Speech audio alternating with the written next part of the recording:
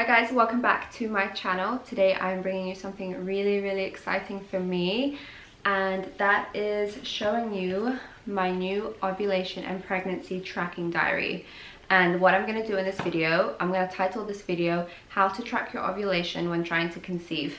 And I'm going to feature the diary that I created and that's now available for sale on Amazon, and I will leave the link down below if you want to buy it. You may have seen at my previous video, I'll put a card for it right here, where I showed you how I got pregnant really fast when trying for my first baby, and it featured something like this that I sort of just laid out myself with like writing and drawing, and it got so much love on that video, and so many people copied my idea, which is what I wanted. So much so that I actually came out with one so that you don't have to do it yourself.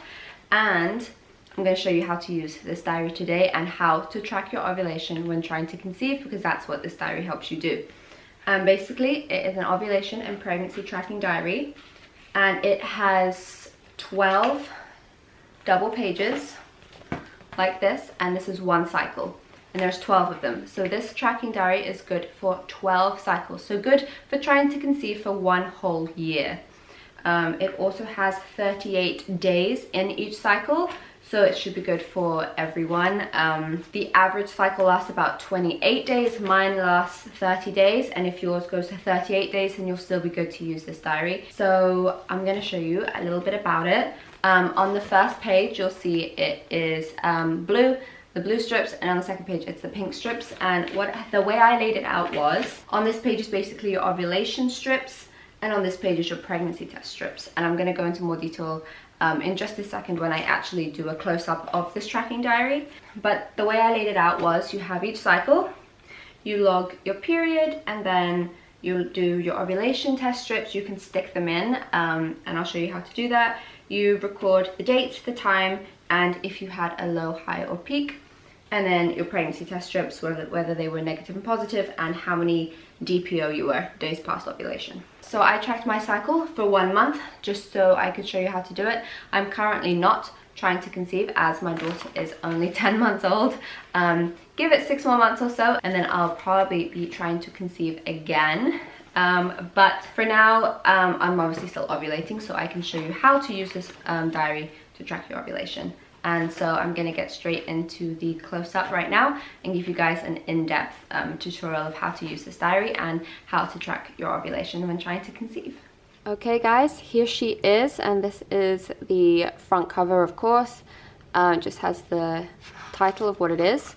And then on the first page, you will find a detailed description of how to use this diary. I'm going to go through it with you now, but if you forget, there is that front page. And then we move on to the first double page, and this is one cycle. And like I said, each double page is a new cycle, and there's 12 double pages. But I'm going to get straight in to how to use this right now. So this was cycle day 1. I recorded that up here where it says cycle number. I wrote in 1. Start date, mine was May 23rd, 2020. So you record your start date right there, which is cycle day number 1. And cycle day number 1 is the first day of your period. So cycle day number 1, I got my period on the 23rd of May, which was my start date. And I recorded that in the period column, which is this column right here. So CD is cycle day. You record the date in the next one, the time of your tests in the third one, and then period in the fourth one. So yes, I had my period for the first 7 days. So cycle day 1 through 7, I recorded my period with a little heart in the period column. And then as I got to cycle day 10, I started doing my ovulation tests. And the way I laid out this diary, as you can see, these don't have any AM or PM columns, because you're not really testing for ovulation when you're on your period. So I started the AM and PM on cycle day 9. Now, I recommend starting to take your ovulation test on cycle day 9 if you do not know when you ovulate. I know when I ovulate around cycle day 14, 15, as you see here. But for the sake of this video, I did it as if I didn't know when I ovulate. And so you would start around cycle day 9 because you don't want to miss your ovulation. If you know when you ovulate, you obviously only start taking ovulation tests 1 or 2 days before you know when you ovulate, just so you can really pinpoint that peak. Now, as you can see, I started testing on cycle day 10, not 9, but it's completely up to you. You can start on 9, and then on cycle day 10, it was actually the 1st, so I just wrote June there because it started a new month. And then at 6 a.m., you don't need to write a.m. because it says a.m. right there on this test strip. At 6 a.m. I took my first ovulation test strip, and it came back as low. So I wrote an L, and you'll see in this column, it's an LHP column, which is low, high, and peak. And it was obviously low, so I wrote an L there. And then you record sex in the very last column. So I just recorded when we had sex with a little heart. But you can record it any which way you like. And then that's what you do. You just keep testing AM and PM until you get a peak. And I just want to mention that the way you read an ovulation test strip, you want to make sure that you read your manufacturer's instructions, but most of them are like this. As you can see with a pregnancy test, when you get 2 lines, it's always positive, 1 line negative. It doesn't matter how faded that second line is, you're still pregnant. But with an ovulation test strip, there's always 2 lines. It's about the darkness of the test line that really matters. So if it's really faded, so the control line is the second line. If it is much lighter than the control line, it's low. As you can see, it starts to get darker. So this is when I got a high on this one right here, where it was about the same darkness as the control line. And then right there, as you can see, on cycle day 15, my PM strip, boom. That is how you know you got a peak, when your test line is significantly darker than your control line. That is your peak. And so I wrote a P right there for peak. And then I continued to test, so the next morning it was still peak, I wrote a P. And then that night it had dropped back down to a high again. So I know that that is my peak. And you will ovulate 12 to 24 hours after you get a peak reading. So if you are trying to conceive, have lots of sex when you get your peak, and the following day and the day after that. Sperm lives up inside you for about 5 days, so even if you had sex around these days, you had no idea you were ovulating, but then you ovulated, there's a chance you still could get pregnant. The way that worked for me when I was trying to conceive my daughter is we had sex when I got the peak and the day after. So it gives you the best chances of getting pregnant, basically. When you have read your test strip, you want to read it within, I think, about 3 minutes of taking it, 3 to 5 minutes. But again, read your manufacturer's instructions. I think they may all be different, but you can stick them in here. And with your purchase of this book, you will receive a roll of double-sided sticky tape to stick your test strips down really neatly, and I love it. So I don't know if you can see here, but I have the tape on these two as well. And all you do is peel off that top layer, let your test strip dry for about an hour, or just wipe it off once you've read it, just so you're obviously keeping your book nice and dry, and then you can stick it in and just press it down. And it is so neat and nice. If you're like me and like things organized, this is the way to do it. And I can clearly see now that it's low, and that was my peak. Like, it is so well laid out with all the information of when you took it, the date, the cycle day, low, high, peak, when you had sex. Like, it's so nice. So when you move on to your next cycle, you can see, oh, okay, it's probably the same when you ovulate. You just have a better idea. And I love looking back and just being able to see what was going on with my body, pretty much. So once you have obviously got your peak, you only usually ovulate once per cycle. I just continued to take them to make sure it was going back down again, which it did. It went back down to low. So once you've done that and you've had all your sex, hopefully you made a baby, and you can move on to this page. So cycle day 18, cycle day 19. Now, so on this side of the page is where you will record your HCG test strips, which are your pregnancy test strips. And the way you want to do that is you have cycle day here. It's just a continuation of that page. The date, same, just a continuation. The time, and DPO, you want to record your days past ovulation. And the way that you calculate your DPO, how many days past ovulation you are, is you go to when you peaked. So I peaked on the 15th. So you ovulate 12 to 24 hours after that. So I can say that I ovulated on the 16th. So my 16th will be my ovulation day.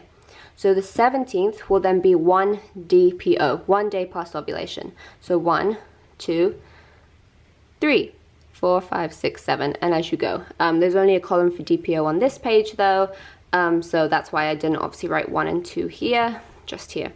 But it's pretty easy to calculate, and then you just continue on like that. Now, when it comes to taking your pregnancy test strips, they really start to show a line around 10 DPO. Most pregnancy test strips, you won't get a clear answer until 14 DPO, which should be about the date of your missed period. And then you will get a positive or negative like straight away, very, very clearly. But if you're like me and can't wait, when I got pregnant with my daughter, I actually got a faint line at 10 DPO. So as you can see here, I took these pregnancy tests just for fun, just to show you in this book. As I said, I wasn't trying to conceive. But what I did is, you want to take pregnancy tests with your first morning urine. It's when you have the highest level of HCG in your system. It's going to give you the clearest answer. I took one at 6 a.m. on this day, 6:15 a.m. on that day, and 6:15 a.m. And then in this column, it's N/P, which is negative, positive. So I got negative, negative, negative. And then on the last column here is symptoms. If you're having any sort of symptoms, you can write them down here. And I wasn't having any, so I put XXX. And I clearly wasn't pregnant. If you still think there's a chance that you could be pregnant, obviously you want to test all the way down to cycle day 14, or start testing cycle day 14. And then you'll get a nice line progression where that line will gradually get darker and darker and darker and darker. And that's really nice to see. It's very, very satisfying. And then on cycle day 30, which was 14 DPO, I got my period. So I just recorded there, my period came. And now if you want to continue trying to conceive, obviously for the next month, if you didn't get pregnant this month, the day you got your period, so it would be for me the 21st of June, I would then go to the next cycle page, write cycle number 2, start date June 21st, cycle day 1, 21st of June, time, and then I would record my period, and then you would basically just go from there and do it all over again. But I love the way that it is laid out. I basically based it off my other video, and it's the best way that I know to track ovulation. And these are the test strips I use. They're the Easy at Home brand. I'll leave a link for them down below. I fully trust their brand, and used this method when I got pregnant with my daughter, and I got pregnant the 3rd month of trying after coming off of birth control. And I just want a disclaimer, because some people were writing comments on my last video, even though I did comment it in that video too, that this does not guarantee you getting pregnant, okay? It works for most women, but a lot of women have fertility issues, and I just want to put that out there as a disclaimer. It is not 100% guaranteed that this will get you pregnant, okay? Just so I can not have any comments on this video. But it does work for most women. If you see the comments on my last video, you'll see a lot of them use this method and did get pregnant really, really quick. Also, if you have any questions, you can message me on Instagram. That's what a lot of women do, and I am very, very happy to answer any of your questions or concerns. And yeah, I love hearing you guys when you get pregnant. It's absolutely amazing. But yes, I hope that you found this video helpful, and if you choose to buy this, thank you so much for supporting me and my little business. So I really hope you guys found this video helpful, useful, interesting, all of the above. If you did, make sure to give me a like and subscribe to my channel. And like I said, if you want to purchase this tracking diary, I'll leave the link down below. It is on Amazon. It is Amazon Prime. It is $24.99. And if you do choose to buy it, I would love it if you left a review, and then I can see what you guys like and what you guys don't like, and little small things that I could change to potentially make it better. But for now, yes, I hope you guys like it if you buy it. And thank you for watching this video, and I'll see you in my next one. Bye.